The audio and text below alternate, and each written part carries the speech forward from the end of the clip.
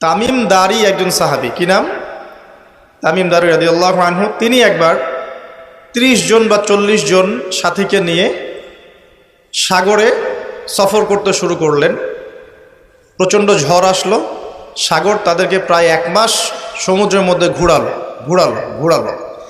এক পর্যায়ে একটা দ্বীপে তারা নোঙর করতে পারলেন। সেই দ্বীপে তারা একটা প্রাণীকে দেখতে পেলেন, যেই প্রাণীর গায়ে প্রচুর লোম ছিল। কি ছিল? লোম। এত বেশি লোমকূপ যে তার চেহারা কোনটা আর পিছন দিক কোনটা এটা আইডেন্টিফাই করা যাচ্ছে না। এবং বিস্ময়কর বিষয় হচ্ছে, এই প্রাণী কথা বলা শুরু করলো। তারা বলল, তোমরা কারা? তারা বলল, আমরা আরব থেকে এসেছি। এরকম কিছু কনভারসেশন হলো। তখন সেই প্রাণী বলল, তোমাদের অপেক্ষা করছে একজন ব্যক্তি, আমার সাথে আসো। তখন এই 30 জন বা 40 জন সাহাবী তারা তামিম দারির সাথে গেলেন। সাহাবী বলছে এই অর্থে যে তারা পরবর্তীতে মুসলিম হয়েছিলেন, এই ঘটনার পরে তারা মুসলিম হয়েছিলেন, আলহামদুলিল্লাহ। তো তারা গিয়ে দেখলেন শেকল দিয়ে একজন ব্যক্তিকে বাঁধা আছে, যেই ব্যক্তি খুবই শক্তিশালী, তাকে শেকল দিয়ে বেঁধে রাখা হয়েছে। এবং সেই ব্যক্তি তাদেরকে জিজ্ঞাসা করছিল, তোমরা কোত্থেকে এসেছো? তামিম দারি রাদিয়াল্লাহু আনহু তিনি বলছেন, আমরা মক্কা থেকে এসেছি, মদিনা মক্কা থেকে এসেছি। কি উদ্দেশ্যে? এই উদ্দেশ্যে। তোমাদের সেখানে একজন ব্যক্তি আছে মুহাম্মদ, তার কি খবর? তামিম দারি রাদিয়াল্লাহু আনহু বলছেন, তার খবর হচ্ছে বালতির মতো। কিসের মতো? বালতির মতো। কখনো তিনি বিজয় লাভ করছেন, কখনো আবার মুশরিকরা বিজয় লাভ করছে। মানে বদরের যুদ্ধে তিনি জয়লাভ করেছেন, উহুদের যুদ্ধে আবার মুশরিকরা মুসলিমদেরকে বিপর্যয়ের সম্মুখীন করেছে। জিজ্ঞাসা করলেন, তাবারিয়া হ্রদ চেনো? তিনি বলছেন, হ্যাঁ চিনি। তাবারিয়া হ্রদে কি পানি আছে? তামিম দারি রাদিয়াল্লাহু আনহু বলছেন, হ্যাঁ পানি আছে। এই ব্যক্তি তখন বলছে, অতি শীঘ্রই সেখানে কোনো পানি থাকবে না। আবার প্রশ্ন করছেন, বাইসানের খেজুর গাছের নাম শুনেছ? তামিম দারি বলছেন, শুনেছে। সেখানে কি খেজুর আছে? তামিম দারি বলছেন, প্রচুর খেজুর আছে।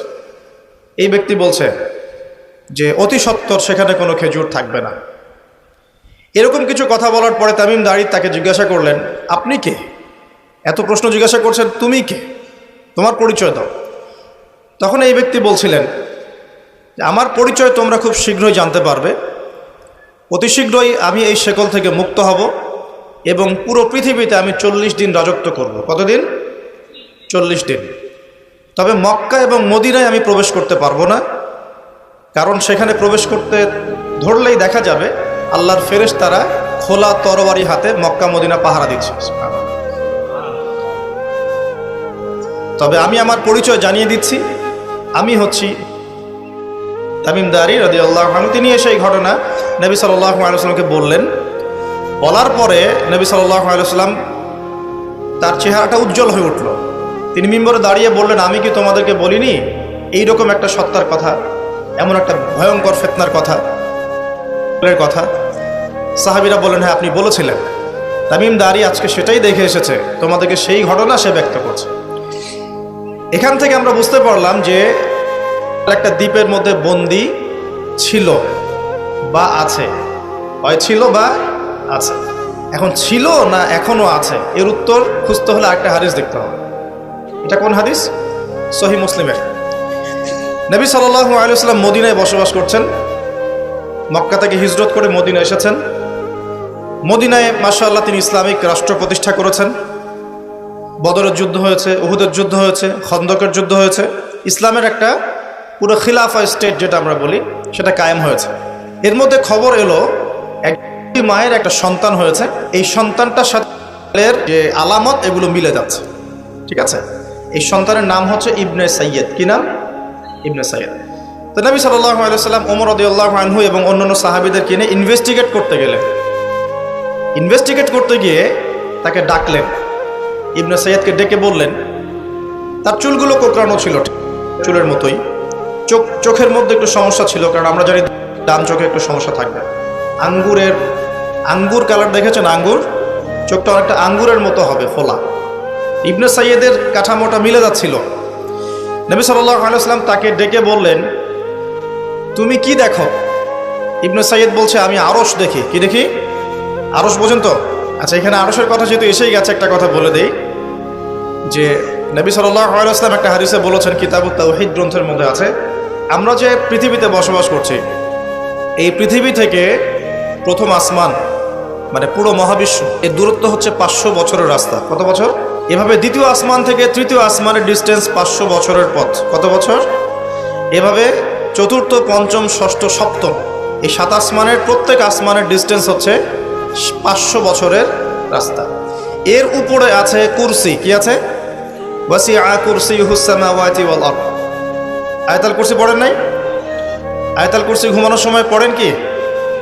যে ব্যক্তি ঘুমানোর সময় আয়াতুল কুরসি পড়ে, সারা রাত আল্লাহর পক্ষ থেকে একজন ফেরেশতা তাকে পাহারা দিবে ইনশাআল্লাহ। কিন্তু এই কথা নাসা বিশ্বাস করবে না, এই কথা বিজ্ঞান বিশ্বাস করবে না, কারণ তাকে চোখে দেখা যায় না। তাদের একটা জ্ঞানতাত্ত্বিক দর্শন আছে, যেটা আমরা ইউনিভার্সিটিতে পড়ে আসছি দীর্ঘদিন। সেটা হলো, যা চাক্ষুষ দেখা যায় না এগুলোতে বিশ্বাস করতে নাই। পরীক্ষা নিরীক্ষা পর্যবেক্ষণের মাধ্যমে যখন কোনো সিদ্ধান্ত পাওয়া যাবে সেটাই জ্ঞান, এছাড়া জ্ঞানের কোনো অস্তিত্ব নাই। স্কুল থেকে শুরু করে পিএইচডি ডিগ্রি পর্যন্ত এই দর্শনের উপর ডিপেন্ড করে শিক্ষা নিচ্ছি আমরা সবাই। এখন যা দেখি না বিশ্বাস করব না। এই কারণে পশ্চিমারা আল্লাহকে বিশ্বাস করে না, আল্লাহকে দেখা যায় না। ফেরেশতাকে বিশ্বাস করবে না, বলবে যে বোগাস কথাবার্তা। কোথায় ফেরেশতা দেখা যায়? যা দেখি না বিশ্বাস করবো কেন? আখেরাত দেখি না কেন বিশ্বাস করব? জান্নাত জাহান্নাম দেখি নাই কেন বিশ্বাস করব? জিন জাতি দেখি নাই কেন বিশ্বাস করব? আত্মা বা রুহকে দেখেছেন? রুহ বা আত্মা যেটা নিয়ে চলাফেরা করছেন দেখেছেন? কেন বিশ্বাস? কবরের আযাব কেন বিশ্বাস করব? এই কারণে তাদের দর্শন যেহেতু প্রোটেস্ট্যান্ট ভার্সনের জ্ঞানে বিশ্বাস করে, চাক্ষুষ দর্শন যেটা সেটাই জ্ঞান, এর বাইরে জ্ঞানের কোনো অস্তিত্ব আছে এটা বিশ্বাস করে না। এই কারণেই তারা ইমানের 6 পিলারের কোনো পিলারে বিশ্বাস করে না। আর ইমানের 6 পিলারই কিন্তু গায়েব। গায়েব না? আল্লাহ বিশ্বাস, ফেরেশতায় বিশ্বাস, নবী রাসূলগণ, আসমানি কিতাব, পরকাল, তাকদীর, এগুলো কি দেখা যায়? এমনকি আমরা তো আমাদের নবীজিকেও দেখি নাই, দেখেছি? সাল্লাল্লাহু আলাইহি ওয়াসাল্লাম। আমরা শুধুমাত্র কোরআন দেখছি এবং হাদিসের গ্রন্থগুলো দেখছি, এর বাইরে কিন্তু আমরা কিচ্ছু দেখছি না। তো তারা আবার পরিকল্পিতভাবে তাদের দর্শনটাকে প্রতিষ্ঠা করার জন্যে এবং আমরা যে গায়েবে বিশ্বাস করি এই দর্শনটাকে এলিমিনেট, বাতিল করার জন্যে কিছু শব্দ চালু করেছে। একটা শব্দ মৌলবাদী, একটা শব্দ ধর্মান্ধ। থামেন, ঠিক বেঠিক বলার দরকার নাই, ঠান্ডা মাথায় লেকচার শোনেন। কোরআন সুন্নাহর কথা ঠিক বললেও ঠিক, না বললেও কি ঠিক কিনা বলেন? আচ্ছা, পশ্চিমারা তাদের দর্শনটাকে বাস্তবায়ন করার জন্য, যে আমরা চোখে যা দেখি তাই বিশ্বাস করব, এর বাইরে কিছুই বিশ্বাস করব না, এই দর্শনটাকে সাবিত করার জন্যে এবং আমাদের যে গায়েবে বিশ্বাস, অদৃশ্যে আমরা বিশ্বাস করি, এটাকে এলিমিনেট, বাতিল করার জন্য এই শব্দ দুটো চালু করেছে। যখন আপনি বলবেন আমি বিনা বাক্য ব্যয়ে আল্লাহকে বিশ্বাস করি, মালায়েকা বিশ্বাস করি, নবী রাসূল বিশ্বাস করি, পরকাল, কবরের আযাব, জান্নাত জাহান্নাম সব বিশ্বাস করি, তারা আপনাকে বলবে আপনি ধর্মান্ধ। কারণ আপনি অন্ধভাবে বিশ্বাস করছেন। তো আপনি অন্ধভাবেই বিশ্বাস করছেন। তো আপনি কি প্রমাণ করতে পারবেন জিন জাতির অস্তিত্ব? আপনি কি ল্যাবরেটরিতে বসে বসে, আমরা যে ফিজিক্স, কেমিস্ট্রি, বায়োলজির ল্যাবরেটরিতে করেছি না প্র্যাকটিক্যাল, এই প্র্যাকটিক্যাল কাজগুলোর মধ্য দিয়ে কি আপনি আত্মার অস্তিত্ব প্রমাণ করতে পারবেন নাকি? যারা হার্ট স্ট্রোক করে মারা যাচ্ছে, হচ্ছে না, আমরা কি বলছি? হৃদযন্ত্রের ক্রিয়া বন্ধ হয়ে মারা গেছে, ইন্না লিল্লাহি ওয়া ইন্না ইলাইহি রাজিউন, মাইকিং করে বেড়াচ্ছে, তাই না? হৃদযন্ত্রের ক্রিয়াটা বন্ধ হলো কিভাবে? এর ভিতরে কিছু একটা তো ছিল যেটা এখন নাই। একটা ডেড বডির মধ্যে কিছু একটা নাই যেটা একজন জীবিত মানুষের দেহের মধ্যে আছে। আপনার দেহে কি আছে যেটা একটা মৃত মানুষের দেহে নাই? বলেন কি নাম এটার? এই রুহটা কি পশ্চিমারা কি বিশ্বাস করাতে পারবেন? গিলাতে পারবেন? গিলাতে গেলে বলবে আপনি ধর্মান্ধ। কথা বোঝার চেষ্টা করেন কেন তারা শব্দগুলো ছড়িয়ে দিয়েছে। আর যখন আপনি এই মৌলিক বিষয়গুলো মেনে চলবেন তখন আপনাকে বলবে মৌলবাদী হয়ে গেছে। অথচ এই মৌলিক বিষয়গুলো মেনে না চললে কিন্তু আপনি মুসলিমই হতে পারছেন না। কেউ যদি আত্মায় বিশ্বাস না করে, জিন জাতিতে বিশ্বাস না করে, আপনার আল্লাহ অদৃশ্য বিশ্বাস না করে, আখেরাত অদৃশ্য জগৎ বিশ্বাস না করে, জান্নাত জাহান্নাম, কবরের আযাব, মিজান পুলসিরাতে বিশ্বাস না করে, সে কি মুসলিম হতে পারবে কিনা বলেন দেখি এবার। তাহলে মুসলিম হতে হলে আমাকে আল্লাহর কথা, আল্লাহর বাণীকে চোখ বন্ধ করে বিশ্বাস করতেই হচ্ছে। কোনো কোনো ক্ষেত্রে আল্লাহ পাকের আদেশের সামনে আত্মসমর্পণ করতে হচ্ছে বিনা বাক্য ব্যয়। এক্সাম্পল দিচ্ছি, এই যে ইব্রাহিম আলাইহিস সালামের ছেলেকে বলেছিলেন আল্লাহ পাক, বলেছিলেন, যার ফলশ্রুতিতে আমরা ঈদুল আজহা পালন করি না। আচ্ছা দেখেন, ইব্রাহিম আলাইহিস সালামকে আল্লাহ পাক বলছেন 3 দিন স্বপ্ন দেখিয়ে তোমার ছেলেকে করতে হবে, পরীক্ষা তোমার জন্য একটা। এবং তিনি গিয়ে তার সন্তানকে বলছেন, ইন্নী আরা ফিল মানামি আন্নী আসবাহু, হে আমার সন্তান, আমি স্বপ্নে দেখেছি আমি তোমাকে করছি, ফানজুর মাযা তারা, তোমার রায় কি আমাকে বলো। সন্তান বলছে ইসমাঈল আলাইহিস সালাম, ইয়া আবাতি ফাআল মা তু'মার, হে আমার বাবা, আল্লাহ আপনাকে যা আদেশ করেছেন তাই করুন। সাতাজিদুনি ইনশাআল্লাহু মিনাস সাবিরিন, ইনশাআল্লাহ আপনি আমাকে ধৈর্যশীল পাবেন। এই ছেলের বয়স কিন্তু আমাদের এই ইয়াং জেনারেশনের চেয়ে অনেক কম। যে জেনারেশন রাত 3টায় অ্যালার্ম দিয়ে যে আর্জেন্টিনা খেলা দেখতে ওঠে, এই জেনারেশনের চাইতে ইসমাইলের বয়স কিন্তু অনেক কম। তার বয়স তখন হয়তো 10 বা 12 বা 14। কি শিক্ষা দিলেন তার পিতা তার মা তাকে, যে আল্লাহর আদেশের সামনে জীবন দিতেও তার কোনো পরোয়া নাই। বলছে, আব্বা আপনি যা স্বপ্ন দেখেছেন, আল্লাহ আপনাকে যা আদেশ করেছেন আপনি করেন। তাহলে কোন শিক্ষার ঘাটতি আমাদের মধ্যে আছে ভাবতে হবে না এগুলো। ইব্রাহিম আলাইহিস সালাম কিন্তু তার সন্তানকে মানুষ করেন নাই, মনে রাখবেন। তিনি মাঝে মাঝে আসতেন, যাওয়া আসা করতেন, কারণ তার আরেকটা পরিবার ছিল, সারা আলাইহিস সালাম, তার আরেকটা পরিবার ছিল, 2 স্ত্রী। তো তাকে মানুষ করেছেন কিন্তু তার মা হাজারা আলাইহিস সালাম। কোন মা? যেই মাকে ইব্রাহিম রেখে আসছেন কাবা ঘরে, মনে আছে? খাবারও ছিল না, পানিও ছিল না। তিনি বলছেন, আপনি কেন রেখে যাচ্ছেন ইব্রাহিম আলাইহিস সালাম বলেন, আল্লাহর হুকুমে। এখন এই মা বলছেন যে যদি আপনি আল্লাহর হুকুমে আমাদেরকে রেখে যান, ইনশাআল্লাহ আল্লাহ পাক আমাদেরকে ফেলে দিবেন না। তো এই মায়ের গর্ভ থেকে ইসমাইল হবে না তো কি আমাদের মা বোনদের গর্ভ থেকে ইসমাইল হবে? আমাদের মা বোনরা এখন কি করে? সারাদিন যে মুভিজ, যে সিরিয়ালস, স্বামীকে সম্পত্তির জন্য প্যারা দিতে দিতে স্বামীর হার্ট স্ট্রোক করে ফেলে। বহু স্বামী আছে হারাম খাইতে চায় না, স্ত্রীর পাল্লায় পর হারাম খায়। হ্যাঁ, আমি কিছু প্র্যাকটিক্যাল কথা বলছি। বহু স্বামী আছে হারাম খেতে চায় না, সন্তান সন্ততির স্ত্রীদের চাপে পড়ে তাকে 2 নাম্বারই করতে সে বাধ্য হয়। কেন করে? পরিবারের জন্য করে। আমরা কিন্তু বোকা পুরুষ মানুষ, আমরা যারা আছে আমরা কিন্তু আসলে বোকা জাতি, জানেন? আমার বয়স অনেক কম যদিও আপনাদের চাইতে, তবে আমি কিছু বিষয় ফিল করেছি আমার লাইফে, যেটা আমি মনে করি আলহামদুলিল্লাহ আল্লাহ পাক আমাকে নিয়ামত দিয়েছে। যেমন আমি ফিল করেছি আমার লাইফে যে মানুষের আল্লাহ ছাড়া আপন বলতে কেউ নাই, এটা আমি ফিল করেছি। আল্লাহ পাক ছাড়া একজন মানুষের সত্তাগত আপন, আপনার সত্তা আত্মাগত আপন বলতে আসলে কেউ নাই। যারা আছে আমাদের আশপাশে সবাই সবার স্বার্থে থাকে, সবাই সবার প্রয়োজনে থাকে। প্রয়োজন শেষ হলে আপনাকে চিনবেও না নাকি। আমি যখন ইন্তেকাল করব, এমন হবে 40 দিন পর কেউ আমাদের কবর জিয়ারত করবে কিনা সন্দেহ আছে। এগুলো বাস্তবতা। আর আমরা বোকা কেন জানেন? আমরা এই দুনিয়ার মানুষদের স্বার্থেই, আমার আশপাশের মানুষগুলোর স্বার্থেই সারা জীবন আল্লাহর বিরুদ্ধে চলি, হারাম খাই, সুদ খাই, ঘুষ খাই, দুর্নীতি করে ওদের মুখে হাসি ফোটানোর জন্য।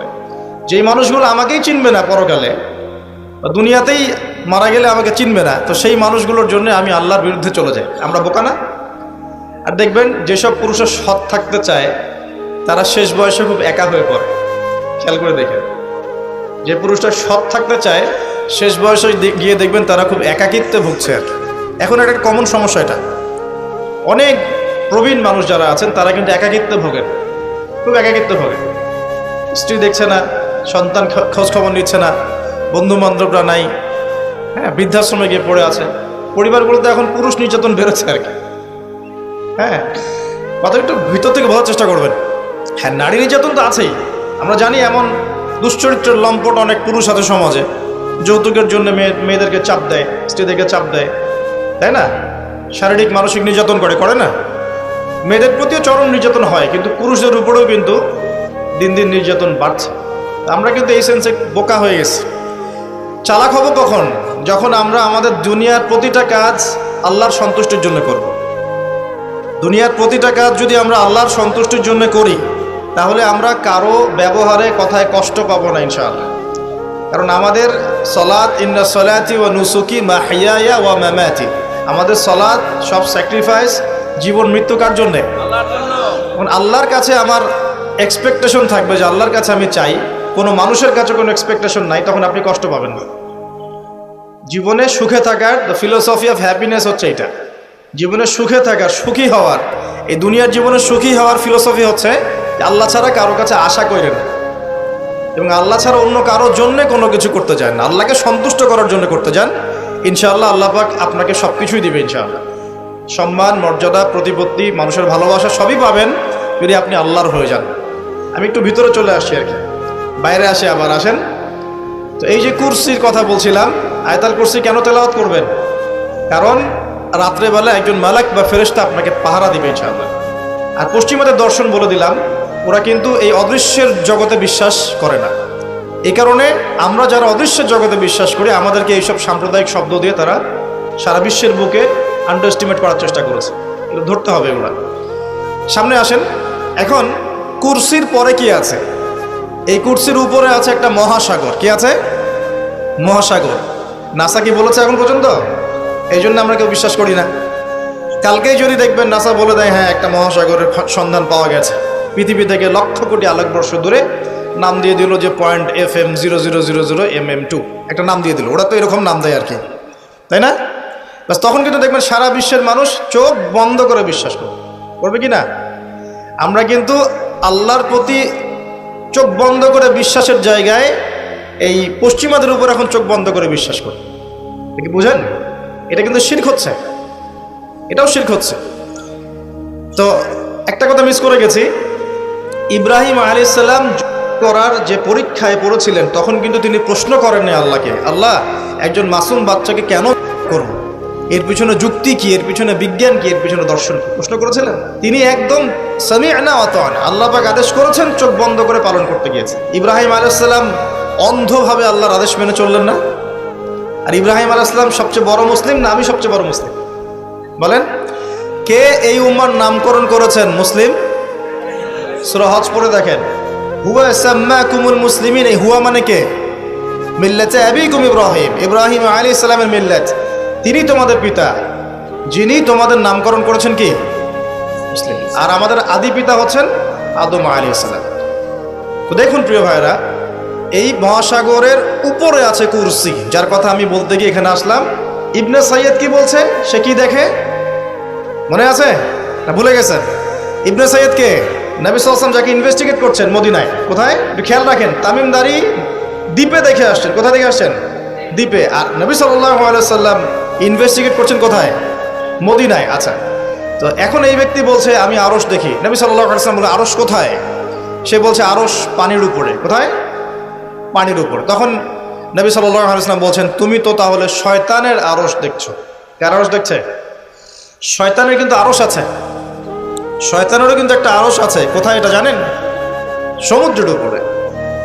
অনেকে বলে যে ভাই বারমুদা ট্রায়াঙ্গেলে আছে নাকি, এটা আমরা জানি না, এভাবে বলা যাবে না, এটা আমরা ব্যাখ্যা করতে পারবো না, আল্লাহ ভালো জানেন।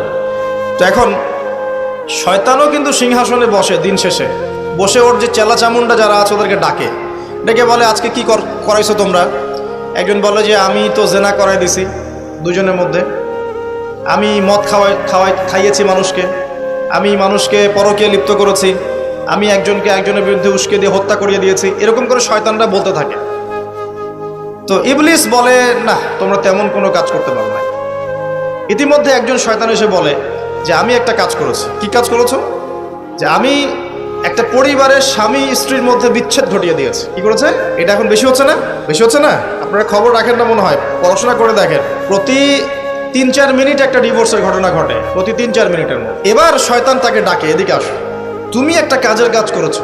তখন নিজের গলার যে মালা বা যেটা আমরা গোল্ড মেডেল বলি, অ্যাওয়ার্ড যেটা বলি, এটা তার গলায় সে পরিয়ে দেয়, দিয়ে বলে তুমি একটা কাজের কাজ করেছো। তার মানে আমরা বুঝতে পারলাম শয়তানের কাছে সবচেয়ে বড় একটা মিশন কি?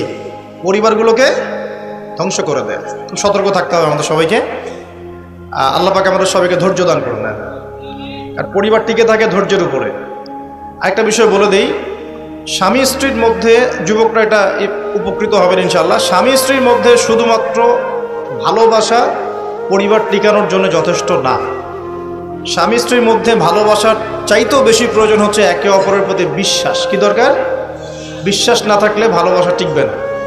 প্রয়োজন একে অপরের সম্মানবোধ, একজন একজনের সম্মানটা যেন বোঝে, এবং আনুগত্যের প্রয়োজন আছে। স্ত্রীরা যদি স্বামীদের আনুগত্য না করে সংসার টিকে না, সংসার ভেঙে যায়। বিশ্বাস, আনুগত্য, ভক্তি, সম্মান, শ্রদ্ধা, এর সাথে যখন ভালোবাসা যুক্ত হবে তখন পরিবারটা ইনশাআল্লাহ জান্নাতি পরিবার। লাখ লাখ ছেলে দাঁড়িয়ে একটা পর্দার সামনে দাঁড়িয়ে আছে, গোল কখন হবে এই জন্যে। দেখছেন না মিডিয়া এগুলো প্রমোট করছে না? বাপখানে এমন যে কত সুখে আছি আমরা, তাই না? কি সুখ আমাদের। খেলা হচ্ছে, আমরা গোল গোল চিল্লাচ্ছি। খেলছে কোন টিম, সেই টিম আমাকেও চিনে না, আমার দেশের নামও জানে কিনা আল্লাহু আলাম। এমন কেন জাতিগতভাবে আমরা এমন কেন হলাম জাতিগতভাবে? আমাদের কোনো ব্যক্তিত্ব নাই, আমাদের কোনো গায়রত নাই। আমাদের তো যুদ্ধের হিস্ট্রি আছে, আমাদের বীরত্বের হিস্ট্রি আছে, আমাদের ভাষা আন্দোলন হিস্ট্রি আছে। দেশের কনসেপ্ট বাদ দিয়ে ইসলামের কনসেপ্টও যদি বলেন, আমরা তো তারেক বিন জিয়াদের উত্তরসূরি, বিন কাসিমের উত্তরসূরি, খালেদ বিন ওয়ালিদ, উমর ইবনুল খাত্তাবের উত্তরসূরি। আমাদের কোনো গায়রত নাই। যদি আমি একা একা সকালবেলা উঠে ফজরের নামাজের পরে এই মাঠটাকে 10 রাউন্ড দেই, এটা আমার জায়েজ না? না জায়েজ? জায়েজ। এখন আপনারা 10 জন 20 জন দুটো টিম হয়ে গেলেন। আমি তো টুকটাক খেলাধুলার মধ্যে ছিলাম। টিম হয়ে গেলেন, এখন আপনারা খেলছেন ফুটবল, 1 ঘন্টা আধা ঘন্টা খেলবেন, জায়েজ না? না জায়েজ। কিন্তু এই খেলাটাকে টেলিকাস্ট করে আপনি হাজার হাজার মানুষের সময় তো নষ্ট করতে পারেন না, হায়াত তো নষ্ট করতে পারেন না। এই খেলাকে কেন্দ্র করে তো জুয়ার আসর বসাতে পারবেন না আপনি। এটাকে কেন্দ্র করে আপনি lakh lakh billion billion dollar খরচ করতে পারবেন না তো। অথচ আপনার পাশেই প্রতিবেশী রাষ্ট্র না খেয়ে মারা যায়, আমাদের পাশেই মিডল ইস্টের পাশেই প্রতিবেশী রাষ্ট্র না খেয়ে শিশুরা যাচ্ছে। প্রতিবেশী না খেয়ে থাকে, আমি পেট ভরে খাই, আমি মুমিন নাকি? প্রতিবেশী না খেয়ে থাকে আর আমি পেট ভরে খাই, আমি কি মুমিন নাকি? আর সারা বিশ্ব এই দিকে মানুষকে ফোকাস করে রেখেছে। বিশ্বের একটা অংশ এই দিকে ফোকাস করে রেখে তাদের এজেন্ডাগুলো ঠিকই বাস্তবায়ন করছে না। রমজান মাস আসে, দেখবেন রমজান মাস যখনই আসে দেখবেন যে নির্যাতন বেড়ে যায় উম্মার উপর। যে সময়ে উম্মার ইকোনমিক অবস্থা ভালো না, সামরিক অবস্থায় তাদের মুখাপেক্ষী হয়ে থাকতে হচ্ছে, যে সময় আমাদের ভিতরে পলিটিক্যাল বিরোধগুলো দেখা দিচ্ছে, আমরা ইউনাইটেড হতে পারছি না, যে সময় যুব সমাজরা মাদকে আসক্ত হয়ে আছে, পর্নোগ্রাফিতে আসক্ত হয়ে আছে, দ্বীনের ইলম কালাম অর্জন করছে না, নামাজ ঠিক মতো পড়ছে না, কুরআন তেলাওয়াত করা শিখছে না, যে সময়ে ইভেন আলেম ওলামাদের মধ্যে ঐক্য দেখা যাচ্ছে না, যে সময়ের মধ্যে আমরা পরিবারগুলোর ভাঙন দেখতে পাচ্ছি, আমাদের পরবর্তী প্রজন্ম কোন পরিবেশে বড় হবে সেই নিশ্চয়তা দিতে পারি না। এই সমাজটা পরিবর্তনের দায়িত্ব আমাদের কারো ঘাড়েই নাই। শুধু কি পলিটিশিয়ানদের দায়িত্ব? শুধু কি প্রশাসনেরই দায়িত্ব? আমাদের সবাইকে নাকে তেল দিয়ে ঘুমানোর জন্য পৃথিবীতে আসছি? এই যুব সমাজ তো জানেই না, বোঝেই না ওদেরকে কি কারণে এই পৃথিবীতে পাঠানো হয়েছে। সে যে মুসলিম, তার যে দায়িত্ব কর্তব্য আছে, আল্লাহ পাক যে তাকে সৃষ্টি করেছেন তার ইবাদত করার জন্য এবং আল্লাহর জমিনে দিনটার প্রচার প্রসার ঘটানোর জন্য, তার কোনো ফিকির আছে? একটা পর্দার সামনে দাঁড়িয়ে সে আধা ঘন্টা 1 ঘন্টা 1.5 ঘন্টা সময় নষ্ট করে ফেললো, তার ফিজিক্যাল কোনো উপকারও কিন্তু নাই। আছে? কোন জায়গায় আপনি বাচ্চাকে রেখে যাচ্ছেন চিন্তা করে দেখেন একবার। একটা ছোট্ট বাচ্চার ইজ্জতের কোনো গ্যারান্টি পাচ্ছি না আমরা। মানুষ কোন জায়গায় চলে গেছে দেখেন। মাদক অ্যাভেলেবল হয়ে গেছে, দেখে না 5% ছেলেও পাওয়া যাবে না। আর যারা দেখে ভিতর থেকে এরা পশু হয়ে গেছে। এর কাছে একটা বাচ্চাকে দিলেও সে রেপ করে রেখে দিবে। চিন্তা করে দেখেন না, বিগত 50 বছরে ধর্ষণের সংখ্যা বেড়েছে না কমেছে? কি পরিমাণ বেড়েছে? বেড়েছে কি পরিমাণে? পর্নোগ্রাফির পরিমাণটা কি পরিমাণ বাড়ছে? মাদক কি পরিমাণে বেড়েছে? এখন এই দায়িত্ব তো শুধু প্রশাসনের না, শুধু পলিটিশিয়ানদের না, আমাদের সবার দায়িত্ব আছে তো। আমরা যদি যার যার জায়গা থেকে দায়িত্ব পালন করতে আজকে পিছুপা হয়ে যাই, বিশ্বাস করেন আগামী 10-20 বছর পরে আমাদের সন্তানরা একটা ভয়ঙ্কর বিশ্ব দেখবে আসে। এমন একটা বিশ্ব দেখবে যার দুঃস্বপ্নের মতো কল্পনাই করে নাই। আল্লাহ আমাদেরকে বোঝার তৌফিক দান করুন। আমি হয়তো কিছুটা ইমোশনাল হয়ে বেশি কথা বলে ফেললাম, ভুল ত্রুটি হলে মাফ করবেন। সামনে আসেন। আমি বুঝাচ্ছিলাম যে এই 3টা জায়গা থেকে বের হবে এবং তার সাথে জয়েন হবে কারা? এবং এক শ্রেণীর নারী যাদেরকে আপনি ঘরে রাখতে পারবেন না। উদাহরণ দিতে এত দূর চলে গেছে। আরেকটা জায়গার কথা আসছে যে বের হবে শাম এবং ইরাকের মাঝামাঝি একটা রাস্তা থেকে। শাম মানে হচ্ছে জর্ডান, লেবানন, এই যে পুরো কন্টিনেন্টটা আছে এটার নাম শাম। কি নাম? শাম, সিরিয়ার মধ্যে। আর ইরাক হচ্ছে এই যে আমাদের ইরাক তো চিনেন, এর মাঝখান থেকে একটা রাস্তা থেকে বের হবে। একটু ভূগোল ঘাটবেন, একটু জিওগ্রাফি পড়ে দেখবেন, ওর মাঝখানে এখন একটা রাষ্ট্রের জন্ম হয়েছে। এই রাষ্ট্রটা আজকে থেকে 100 বছর আগে বিশ্বের বুকে ছিল না। ছিল 1914 সালের আগ পর্যন্ত এরকম কোনো রাষ্ট্রের অস্তিত্বই বিশ্বের বুকে ছিল না। বিগত 100 বছরে এটা অস্তিত্ব লাভ করেছে, নাম আপনারা সবাই জানেন। এবং সেখানে শুধু রাষ্ট্র গঠন করেই তারা ক্ষান্ত হয় নাই। কিন্তু ওই যে বললাম 70,000 দিবে ইস্পাহানের, বললাম না? তার মানে অন্য হাদিসের সাথে লিঙ্ক করলে দেখা যায় নবীজি বলছেন যে সে বিশ্ব শাসন করবে এবং তার ফলোয়ার্স হবে কারা? মানে কারা? তো সে যদি রাষ্ট্র কায়েম অলরেডি করে ফেলে এবং সেখানে যদি বিশ্বের সমস্ত জায়গা থেকে সেও যায় এবং ওরা সেখানে শক্তিশালী হয়ে যায়, তাহলে সশরীরে বের না হলেও তার অনুসারীরা কি বের হয় নাই? বোঝেন নাই কথা? বুঝছেন? এখন তার অনুসারীদের একটু অবস্থা দেখেন। বিশ্বের বড় বড় সেক্টরগুলোর কথা আমি জাস্ট মেনশন করে দিই। Politics, economics, finance, military section এবং মিডিয়া। বড় বড় 5-6টা সেকশন। একটা সেকশন আমাকে দেখাবেন যেটা ওদের নিয়ন্ত্রণের বাইরে আছে? এমন কোনো সেকশন নাই। এখানে শিক্ষিত মানুষ যারা তারা আমার কথা বুঝতে পারবে। বিশ্বের এমন কোনো সেকশন নাই যেটা ওদের নিয়ন্ত্রণের বাইরে। ইভেন এই যে প্রযুক্তিগুলো আমরা ইউজ করছি এগুলো সব কিছু ওদের নখদর্পণে আছে। এখন আমাকে একটা কোয়েশ্চেনের উত্তর দেন যে যদি আপনি বিশ্ব রুল করতে চান তাহলে আপনাকে বিশ্বের এই বড় বড় সেকশনগুলোকে রুল করতে হবে না? শ্রীলঙ্কা কি পারবে বিশ্বের অর্থনীতিকে নিয়ন্ত্রণ করতে? পারবে না, কারণ তার নিজের কোনো ইকোনমিক বেস নাই। পারবে কি? পারবে সারা ওয়ার্ল্ডের পলিটিক্সকে নিয়ন্ত্রণ করতে? পারবে না। মনে করেন কি পারবে সারা বিশ্বের ফাইন্যান্স এগুলো নিয়ন্ত্রণ করতে পারবে? সেখানে তো মানুষ অনুদানের উপর তারা চলছে না, তাদের তো জানমালের নিরাপত্তাই নাই। তার মানে যে বা যারা বিশ্ব শাসন করবে এবং তার অনুসারীরা তাদেরকে বিশ্বের বড় বড় সেকশনগুলো তো রুল করতে হবে, তাই নয় কি? সশরীরে বের না হলেও, সে সশরীরে না আসলেও তার ফলোয়ার্স যারা তারা কিন্তু অলরেডি রাষ্ট্র কায়েম করেছে, বিশ্বের বড় বড় সেকশন নিয়ন্ত্রণ করছে এবং ঐক্যবদ্ধ হয়েছে, রাজধানীও ঘোষণা করে ফেলেছে। এবার কি মিলাতে পারছেন কথা যে কোন দিকে আমি ফোকাস করছি?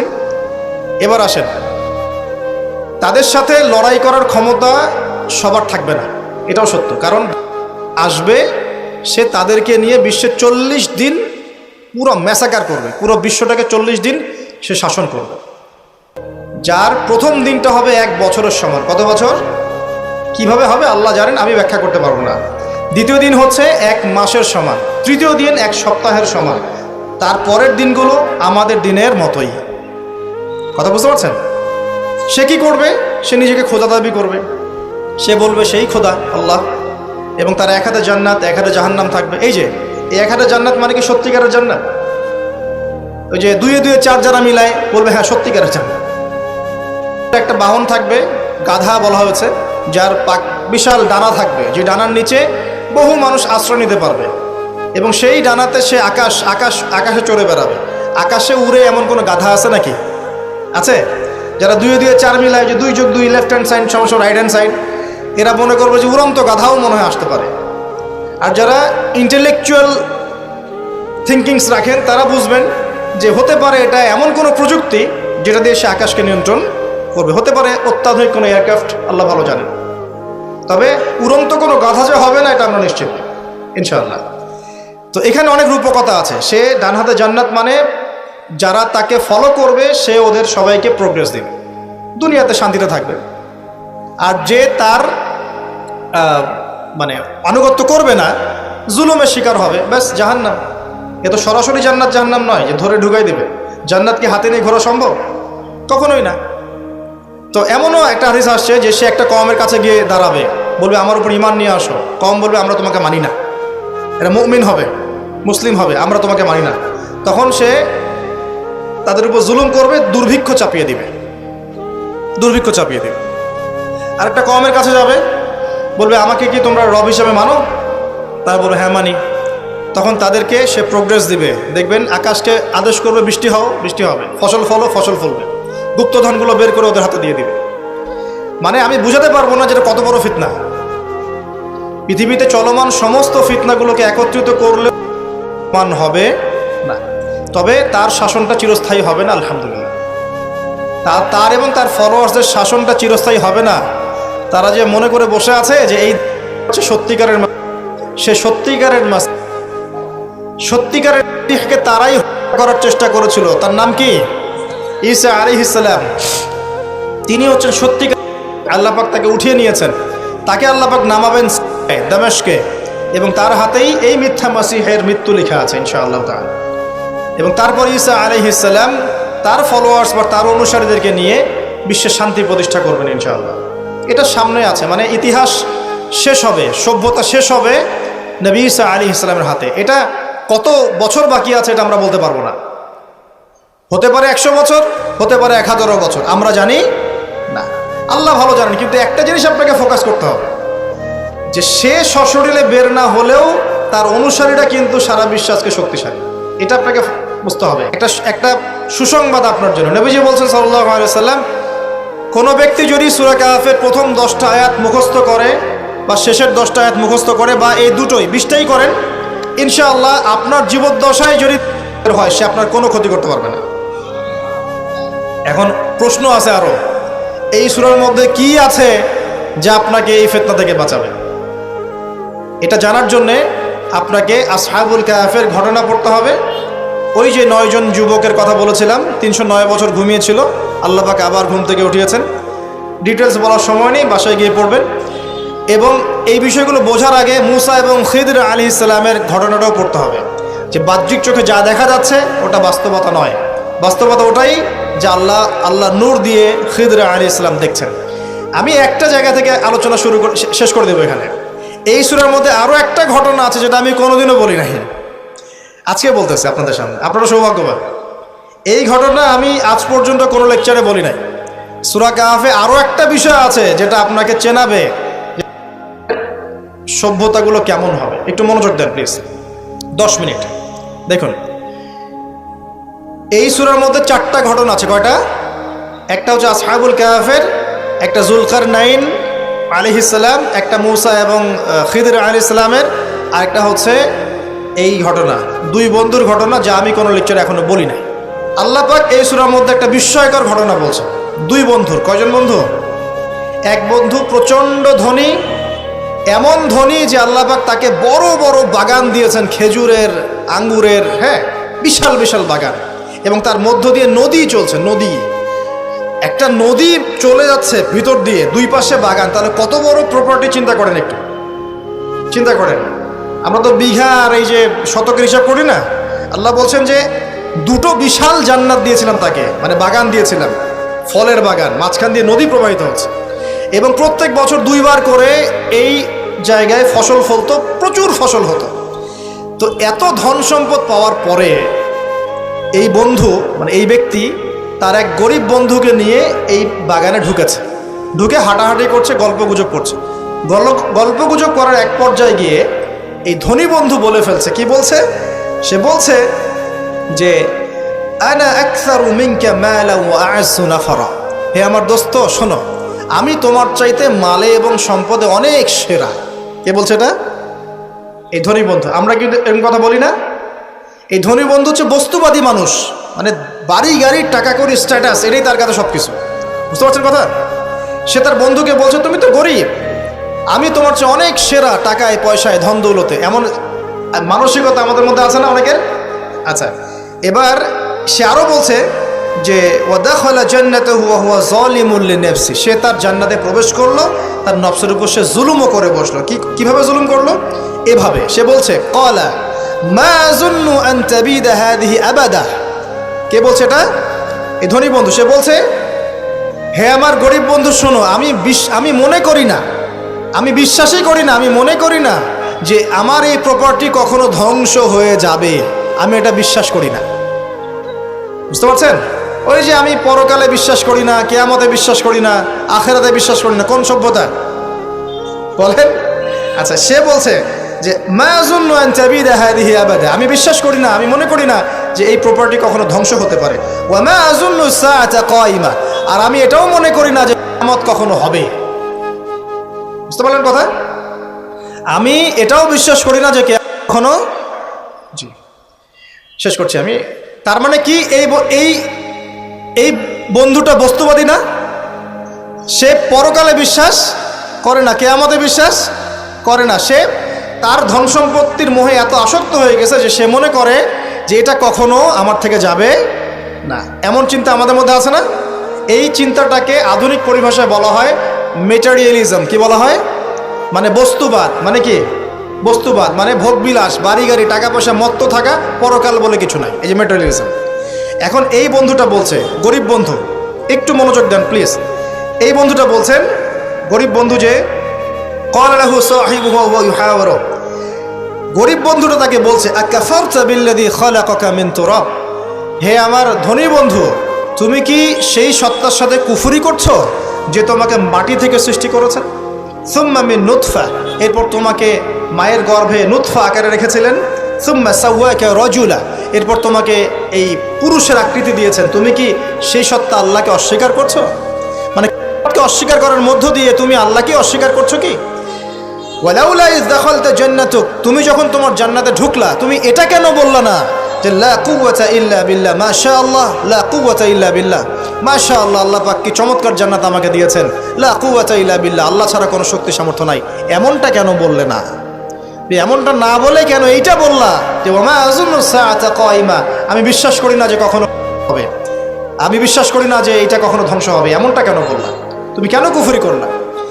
এরপর যেটা হয়েছে, আল্লাহ রাব্বুল আলামিন এই যে বন্ধু, গরিব বন্ধু, তাকে দুনিয়া এবং আখিরাতে বিশাল নেয়ামত দিয়ে দিয়েছেন, আর এই ধনী বন্ধুর জান্নাতটাকে আল্লাহ পাক এক রাতের মধ্যে ধ্বংস করে রেখে দিয়েছে। এক রাতের মধ্যে পুরো জান্নাতকে ধ্বংস। পরের দিন সকালে সে এসে দেখে যে এটা কোন জায়গায় আসলাম, আমার বাগান বাগিচা বলে মনে হচ্ছে না। সে হাত কসলাচ্ছিল এবং বলছিল, কোরআনে ভাবে বলছে, হাত কসলাচ্ছিল আর বলছিল যে হায় আমি যদি আমার রবের সাথে শিরকটা না করতাম, হায় আমি যদি আমার রবের সাথে কুফরি না করতাম, তাহলে আজকে আমার এই অবস্থা হয়তো হতো না। এই ঘটনাটা ঠিক পরে আল্লাহ পাক বলছেন ওয়াদরিব লাহুম মাসালুল হায়াতিদ দুনিয়া, হে নবী মুহাম্মদ সাল্লাল্লাহু আলাইহি ওয়াসাল্লাম, তুমি এবার তোমার উম্মতের কাছে দুনিয়ার দৃষ্টান্তটা পেশ করো। দুনিয়ার দৃষ্টান্তটাও ঠিক এরকমই, এই ফসলের ক্ষেতের মতোই। প্রথমে বৃষ্টিপাত হয়, ফসল সবুজ হয়, মানুষ খুব পুলকিত হয়ে যায়, কি চমৎকার ফসল ফলেছে। এরপর সেই গাছগুলো হলুদ হয়ে যায়, তারপর সেগুলো খড়কুটা হয়, চুলায় চলে যায়। এই হয় না? এই গল্পটার সাথে, ঘটনার সাথে দুনিয়ার জীবনে মিল আছে না? এটা কোন সূরায় আছে? কাহফে। আর এই সূরা আপনাকে থেকে বাঁচাবে না? এখানে আপনার হেদায়েত শোনেন। এবং তার অনুসারীরা এবং ওই সমসাময়িক ফিতনাময় যুগে বেশিরভাগ মানুষ বস্তুবাদী হয়ে যাবে, হয়ে যায় নাই? এবং বেশিরভাগ মানুষ এই দুনিয়ার ধন সম্পদ চাকচিক্যের মোহে পড়ে যাবে, পড়ে নাই? পড়েছে কি না? পড়েছে। এবং শুধু তাই নয়, তারা পরকালীন কনসেপ্টগুলোকে অস্বীকার করা শুরু করবে। ওই যে বললাম, আল্লাহ, ফেরেশতা, মালায়েকা, আখিরাত এগুলো কিছু বিশ্বাস করবে না, মানুষকে ধর্মহীনতার দিকে নিয়ে যাবে। এটা নিয়ে যাচ্ছে না?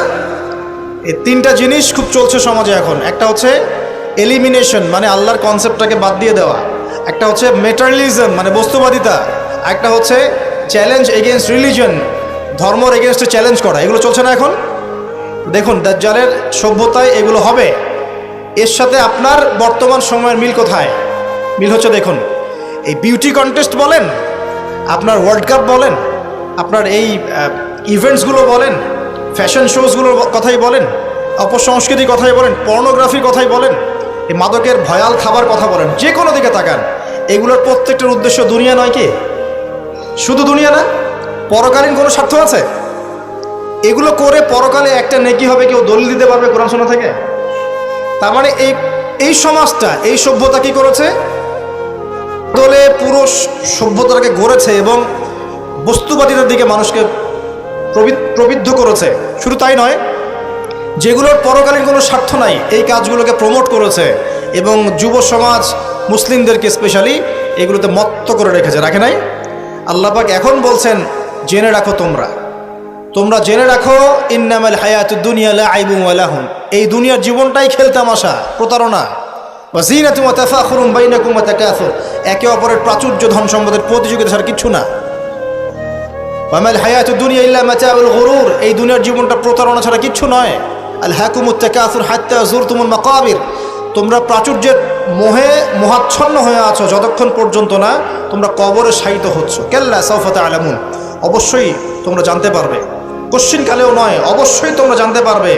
কাল্লা লাতুসআলুন্না ইয়াওমাইযিন আনিন নাঈম, তোমাদেরকে কিয়ামতের দিনে নিয়ামতগুলো সম্পর্কে জিজ্ঞাসিত হতে হবে। সূরা কাহফেই এই হেদায়েতটা আছে। এই দুই বন্ধুর ঘটনা আপনাকে দেখাবে কিভাবে বস্তুবাদী সভ্যতা এবং আল্লাহ ভীরু সভ্যতার কনফ্লিক্ট হয়। সর্বশেষে আল্লাহর অনুগত সভ্যতার জয় হয়েছে, বস্তুবাদী সভ্যতাকে আল্লাহ পাক ধ্বংস করে দিয়েছেন না? দিয়েছেন। এবং এই ঘটনার পরেই দুনিয়ার জীবনের দৃষ্টান্ত দেওয়া হয়েছে, যে দুনিয়ার জীবনটাকে আল্লাহ পাক বলেছেন খেলতামাশা, প্রতারণা ছাড়া কিছুই নয়। হ্যাঁ, কেউ যদি বলে খেলাধুলার কোনো দলিল কোরআনে আছে কিনা, আমি বলবো হ্যাঁ আছে। আল্লাহ পাক বলেছেন, ওয়ামা হাযিহিল হায়াতুদ দুনিয়া ইল্লা মাতাউল গুরুর ই'লামু আন্নামাল হায়াতুদ দুনিয়া লাইবুন ওয়া লাহু, অতএব খেলাধুলার দলিল কোরআনে আছে। আল্লাহ পাক বলছেন দুনিয়ার জীবনটাই তোমাদের খেলাধুলার প্রতারণা, ধোঁকা। কি বুঝলেন? এই দুনিয়ার জীবনটাই হচ্ছে খেলাধুলা, প্রতারণা, মোহ এবং ধোঁকা, এবং তোমাদের পারস্পরিক চাকচিক্যের প্রতিযোগিতা ছাড়া কিচ্ছু নয়। এখন এই সভ্যতার দিকে তাকাবেন চোখ কান খোলা রেখে, যে যত রকম ফাহেসা কাজগুলো মিডিয়া দিয়ে প্রমোট করা হচ্ছে, এগুলোর মূল উদ্দেশ্য হচ্ছে দুনিয়া, এবং মুসলিম যুবকদেরকে এবং উম্মাকে তাদের মূল উদ্দেশ্য থেকে সরিয়ে দেওয়ার চেষ্টা করা। আমাদের মূল উদ্দেশ্য কি? এক, আমাদের মূল উদ্দেশ্য ছিল জ্ঞান অর্জন করা। মূল উদ্দেশ্য ছিল জ্ঞান অর্জন করে আমল করা, আল্লাহ পাকের জমিনে দ্বীনের প্রচার করা। আমাদের পৃথিবীর মূল উদ্দেশ্য ছিল কি? পারিবারিক আদর্শ ঠিক করা, সন্তানদেরকে মানুষ করা, সমাজের কাঠামো ঠিক করা, হালাল খাওয়া, দ্বীনের দাওয়াতি কাজ করা, আল্লাহর জমিনে দ্বীনটাকে প্রচার করা, প্রসার করা, প্রতিষ্ঠার চেষ্টা করা। এগুলো আমাদের মূল উদ্দেশ্য ছিল।